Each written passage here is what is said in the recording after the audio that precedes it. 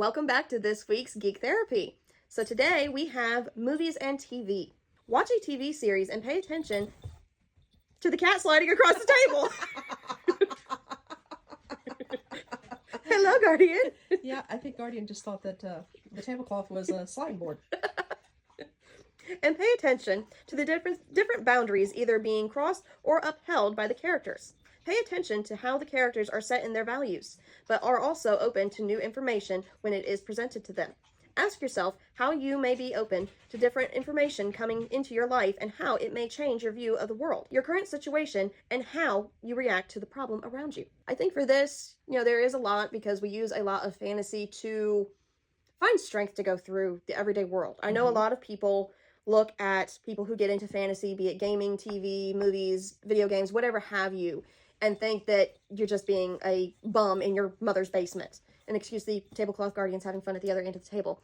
But in reality, with neurodivergent people, using fantasy as an escape route, not necessarily does it mean you're just dumping your problems and getting away. It's a way of finding out how to cope with things.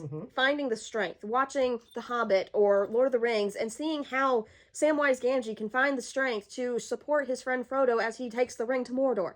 There's a lot of things we can learn from sci-fi and fantasy in order to survive the reality of everyday life, especially in today's world. Very true. One of my favorite movies, and it's not a sci-fi movie, it's actually a holiday movie, and it's The Man Who Invented Christmas. And if anybody's ever watched that, it's a story of Charles Dickens. But as the movie progresses, you realize that he had a traumatic past. He did. That he was trying to keep hidden and not deal with.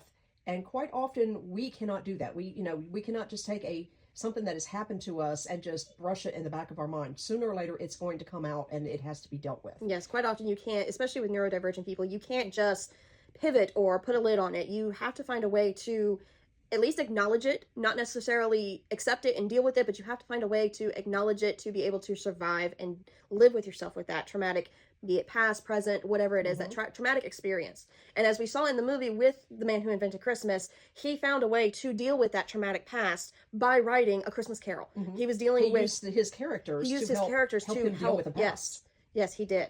That's a very good representation. Another good one is The Greatest Showman. Yes. He came from a horrible past, a horrible childhood. He struggled and he fought to make something of himself and for other neurodivergents because those characters were definitely neurodivergent. And people that did not society's norm. To society's norm, right? That they were different and they were most of them were shunned. And he took them out of that and put them in the limelight and said, "You can do this. You are beautiful as you are. You have wonderful talents." And yes, that's another movie that's got some really good hardcore meaning to it, and just the takeaway to that movie is beautiful. Yes, absolutely. So with today's Geek Therapy, we ended up tackling boundaries, developing introspection, and problem solving. All right. So check it out for yourself and let us know what your take is on it. Guardian. What are you doing? Other than making a mess of the tablecloth.